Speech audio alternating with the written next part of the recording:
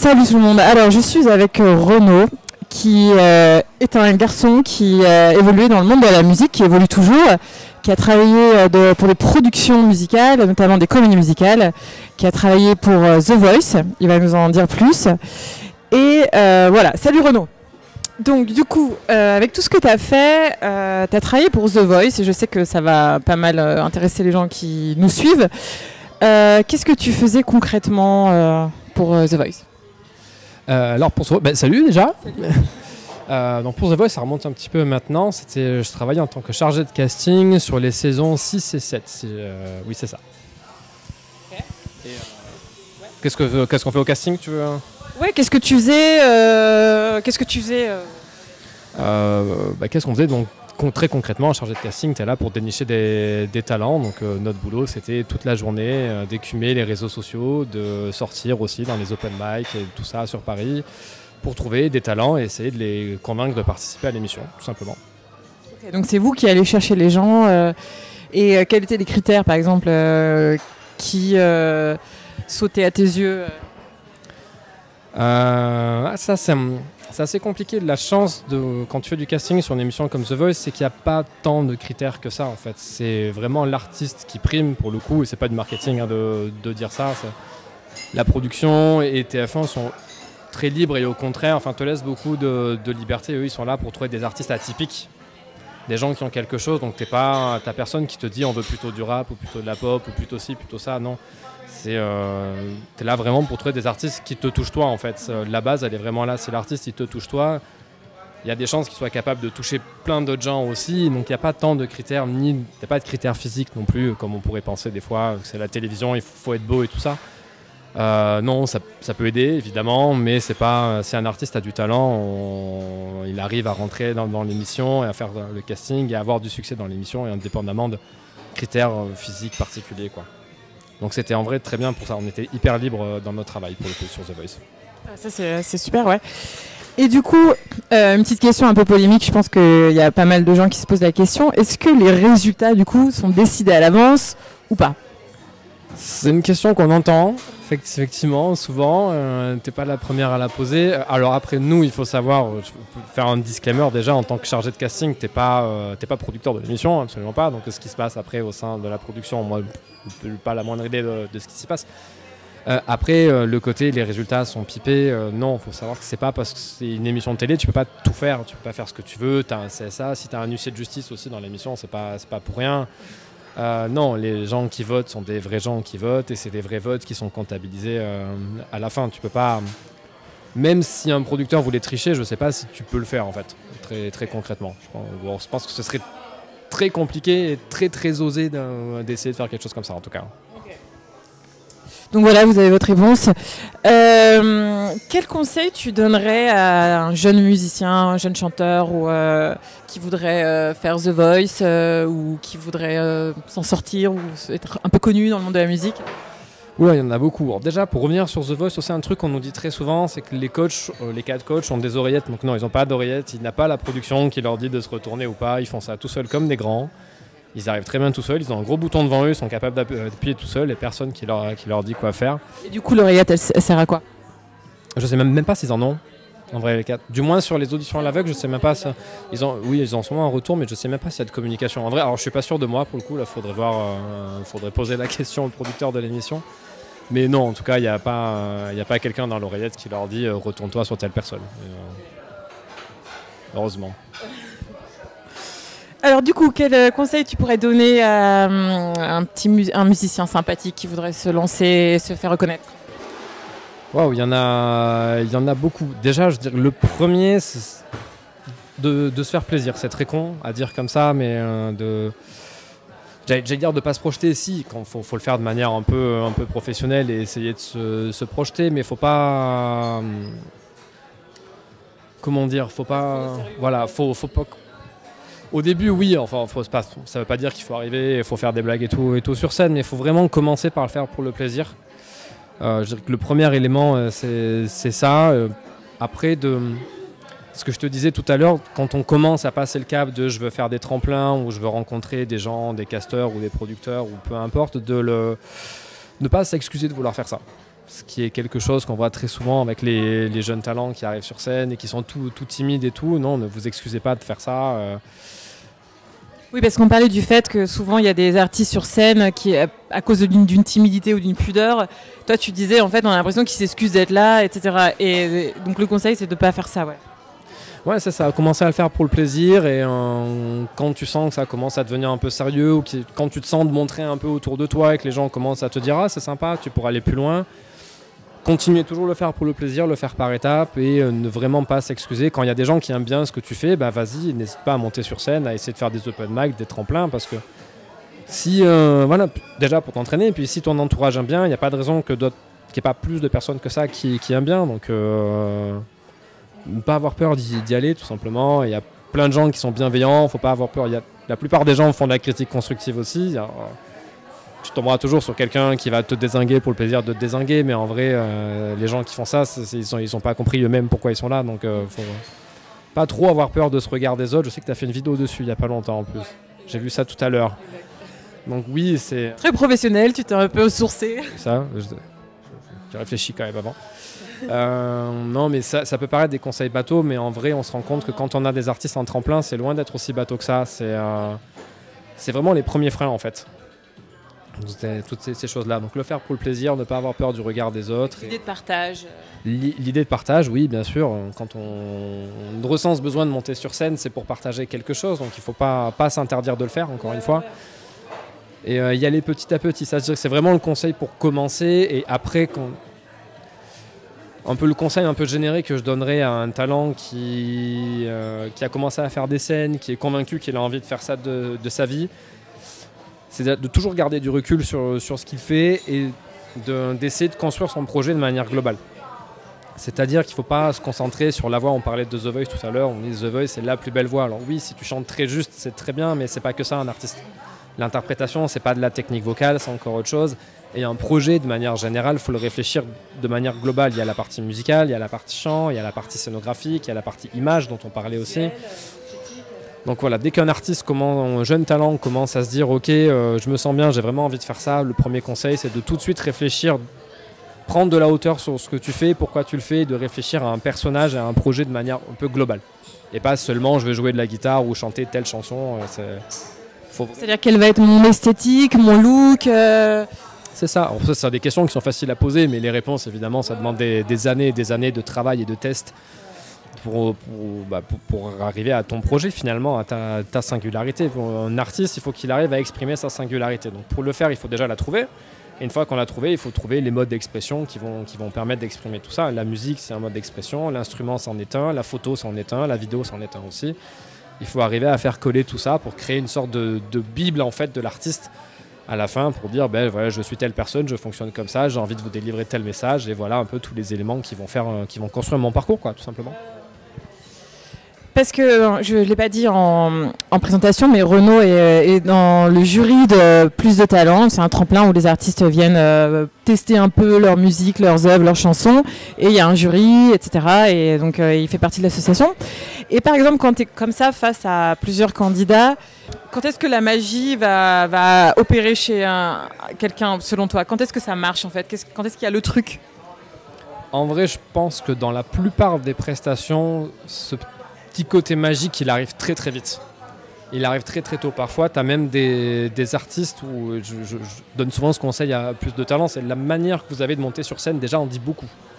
Alors que tu n'as pas encore le micro entre les mains et tu n'es pas encore en train de chanter. Et parfois, ça arrive assez souvent que juste dans la manière de monter sur scène, tu sens tout de suite une énergie, quelque chose où tu dis, oh là, il peut se passer quelque chose. Il y a une présence scénique ou un charisme. Tout de suite une présence, et il y a tout de suite une charge émotionnelle qui commence avant même que tu prennes le micro. On dit souvent au talent, la prestation, elle commence au moment où vous montez sur scène, et voire même dans certains cas, elle commence au moment où vous envoyez une candidature pour un projet de casting ou quoi.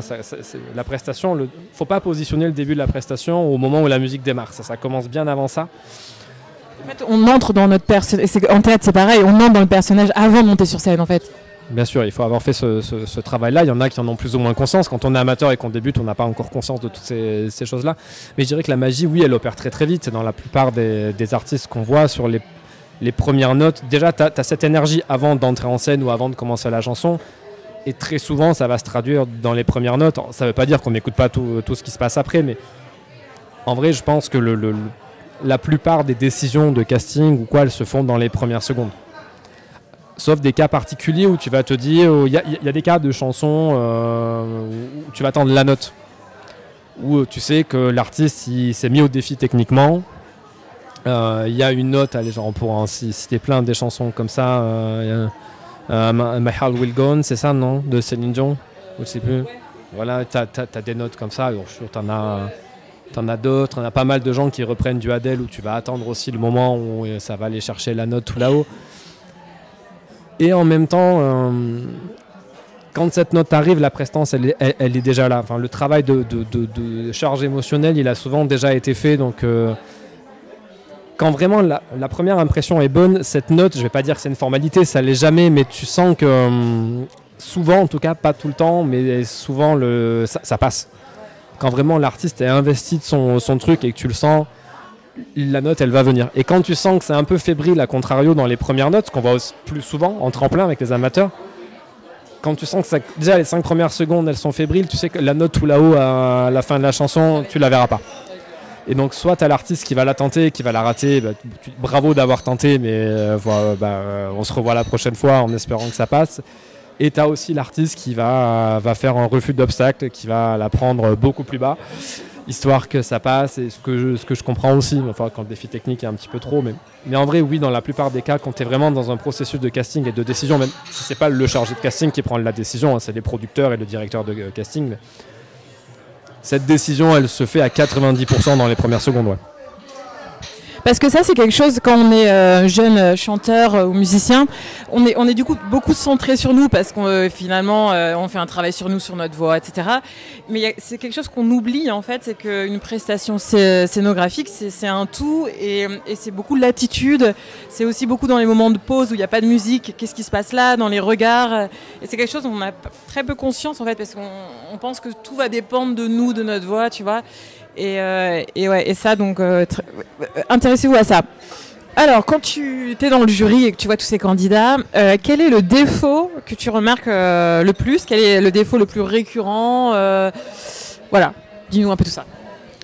Les défauts les plus récurrents, c'est ce qu'on se disait tout à l'heure. Tu peux un peu tous les résumer dans une même boîte, ou les mettre dans une même boîte qui est le « je m'excuse d'être là ».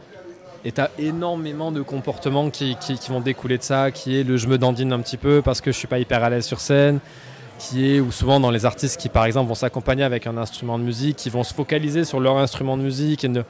On voit souvent, par exemple, des jeunes guitaristes qui vont passer 3 minutes de chanson à regarder leur corps de guitare et tu as envie de leur dire « mais non, tu sais jouer, tu n'as pas besoin de regarder ta corps, regarde le public, fais la connexion avec les gens ». Donc vraiment, le principal défaut qu'on voit qui s'exprime de plusieurs manières, là je t'ai pris 2 exemples, mais il y en a plein. Il y en a encore. Ah oui, il y avait. Donc je me dandine, je regarde mon instrument, j'ai les épaules voûtées, je chante comme ça parce que je veux pas trop qu'on me voit. Et les yeux fermés. Oui, en plus c'est l'un des plus évidents. On voit souvent des artistes en tremplin sur 3 minutes de chanson, ils sont 2 minutes comme ça. Et si t'as pas le regard, tu crées pas le lien avec le public. Tout de suite, tu fermes. T'as beau être le meilleur chanteur du monde, si le regard il est pas avec le public, l'émotion elle passe pas et le public il est pas avec toi, quoi.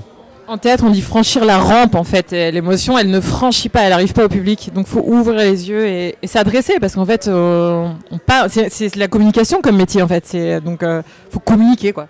Alors, tu as été aussi, donc tu as fait partie t'as travaillé dans la production d'une comédie musicale. Est-ce que, comment ça s'est passé, pourquoi c'était, et quelle est l'expérience que tu en as tirée? Qu'est-ce que tu en as tiré de positif pour toi? Alors, le spectacle musical à proprement parler, c'était Bernadette de Lourdes, qui est un spectacle produit par Roberto Surleo et Léonore de Galard, qui ont aussi fait Robin des Bois et je crois Laura Soleil à l'époque, donc des gros spectacles qui avaient très très bien fonctionné et qui étaient mis en musique par Grégoire, du coup, que tu connais. Et donc comment ça s'est passé concrètement ce casting? Alors on a fait 3 dates. Pour celui-ci, on a une première date qui s'est déroulée à Boulogne-Billancourt et l'objectif c'était de trouver le rôle principal, donc la jeune fille qui incarnerait Bernadette Soubirous, donc Bernadette de Lourdes, la grotte de Lourdes, la jeune Bernadette, tout ça.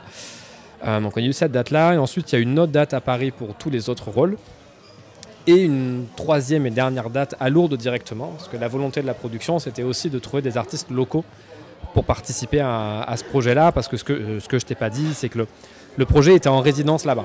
Donc ça s'est passé à l'espace Robert Hossein de Lourdes, qui je crois fait entre 2 et 3 000 places. Et le spectacle a été en résidence plusieurs mois là-bas. Et, ils ont fait une très belle première saison. Après, le Covid les a un peu arrêtés, mais là, je crois que ça reprend l'année prochaine. Et au-delà, moi, ce qui était drôle au début, c'était que je ne suis pas du tout religieux, donc toutes les choses de religion et tout, j'ai regardé en me disant un peu, oula, comment ça va être tout ça.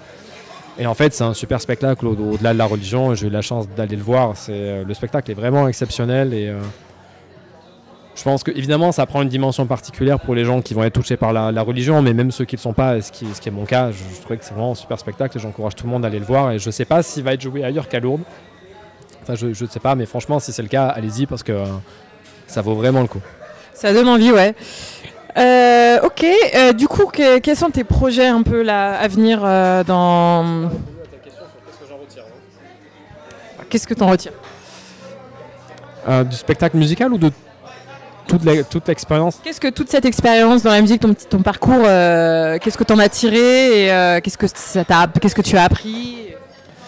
Déjà, j'ai appris tout plein de choses sur comment fonctionne l'industrie musicale et comment on travaille avec les artistes, parce que tout bêtement, moi, j'avais jamais fait ça et j'avais jamais envisagé de faire ça avant. Donc, tout le travail avec Bruno Berberes et les gens que j'ai rencontrés après m'a appris énormément sur qu'est-ce que c'est qu'un artiste et la direction artistique de manière générale. Donc ça, c'était vraiment... C'est une chance extraordinaire, je suis super content d'avoir fait ça. Et ça m'a appris aussi beaucoup parce qu'aujourd'hui j'ai changé de métier. Et The Voice m'a appris beaucoup sur la communication aussi parce que tout de suite quand tu travailles dans un projet comme ça, toi t'es personne. Tu vois, moi j'étais personne avant, je suis personne après. Mais tu représentes un projet qui est assez énorme pour la plupart des gens. Donc il faut faut être très attentif à tout ce que tu dis, à comment tu le dis parce que les gens vont analyser en fait tout ce que tu dis et ça peut prendre des proportions si vraiment tu fais pas attention. Un mot de travers ou quelque chose de mal dit peut prendre tout de suite des proportions assez immenses pour des personnes en face de toi alors que toi tu t'es même pas rendu compte de ce que tu étais en train de dire. Donc oui, ça m'a appris énormément sur la partie communication, mine de rien, à réfléchir à qui tu es, dans quel contexte, comment tu vas parler. Il y a un petit côté de communication politique aussi finalement. Et ça oui, c'est une expérience qui m'a énormément appris et qui me sert encore énormément aujourd'hui pour le coup. Bah écoute, super. Du coup, quels sont tes projets à venir dans l'univers de la musique? Non, aujourd'hui, je continue à travailler avec l'association Plus de Talent parce que j'ai commencé à le faire pour le casting de The Voice. J'ai commencé à aller les voir en tant que jury pour ça. Et puis maintenant, ce sont devenus des amis. Donc je prends plaisir à continuer de le faire et à partager mon humble expérience avec les artistes amateurs, donc il y a toujours ce projet-là qui va continuer. Et après, sur la partie plutôt professionnelle, j'ai des pistes, mais bon, pour le moment, il n'y a pas de projet là en cours, et je ne sais même pas s'il y en aura honnêtement là, à court moyen terme. Après, j'aimerais bien qu'il y en ait, mais on verra, ça dépendra de moi aussi, de mon autre activité professionnelle à côté, de qu'est-ce que je peux faire, ne pas faire en parallèle, et de quelles sont les opportunités qui se présentent, et les rencontres aussi. Donc voilà, j'aimerais bien avoir d'autres activités, mais voilà, pour le moment... On pourrait faire aussi du coaching d'artistes, de management. Pourquoi pas, c'est vrai qu'avec l'association de Plus de Talent, on a fait un petit peu de coaching avec un collègue Nathan, que tu vas interviewer aussi, je crois, et que tu as bien raison de le faire parce qu'il est brillant, voilà. Garde-le au montage ça, parce que je lui fais pas des compliments tous les jours. Donc Nathan, tu es brillant. Et voilà, pourquoi pas, oui, le coaching on en a fait un petit peu, pourquoi pas continuer d'en faire. Moi j'aimerais bien, un jour j'ai un peu quand même ce rêve de produire des artistes. Là j'ai pas les moyens tout de suite, mais dès que je suis millionnaire, je monte une boîte de prod. Voilà. On attend ça avec impatience. Moi aussi. Ok, et du coup si on t'a trouvé intéressant et qu'on a envie de te suivre sur les réseaux sociaux, comment est-ce qu'on fait? J'ai un compte Instagram voilà, que je n'alimente jamais. Mais n'hésitez pas à me suivre, mais bon, c'est pas hyper actif tout ça. Comment il s'appelle ce compte? C'est une excellente question. Je crois qu'il s'appelle Renault CTT. Non, en vrai, je suis pas quelqu'un qui communique beaucoup, il n'y a pas beaucoup de choses à faire, mais le jour où je suis millionnaire et que je monte ma boîte de prod, je te le dirai, et là, je communiquerai beaucoup plus. Donc, tenez-vous prêts. Hein. Et vous pouvez suivre l'association Plus de Talent avec laquelle je travaille, qui a un projet super sympa. Là aussi, il y a Instagram, il y a Facebook, il y a tout plein de choses. N'hésitez pas à les suivre et à vous inscrire, à venir nous voir aussi, parce qu'on cherche toujours des artistes pour le tremplin. Donc, venez nous voir. Et ouais, moi je conseille aussi beaucoup de faire ça parce que c'est vraiment quelque chose qui vous permet de progresser énormément, de vous confronter au public. Vous avez un retour donc de professionnels et moi c'est une expérience que j'ai faite qui m'a beaucoup plu. Et je pense que ça peut énormément vous aider. Donc allez-y, ça s'appelle Plus de talent, plus de talent. Voilà. Et vous préparez une chanson et vous passez sur scène et voilà, et c'est très convivial, c'est très sympathique et c'est des gens très bienveillants, donc voilà. J'espère qu'on est bienveillant. Ouais, quand même. Ok, bah merci beaucoup en tout cas, et puis on se revoit quand tu seras millionnaire. Ben oui, c'est-à-dire la semaine prochaine, je pense. Ok. Ciao.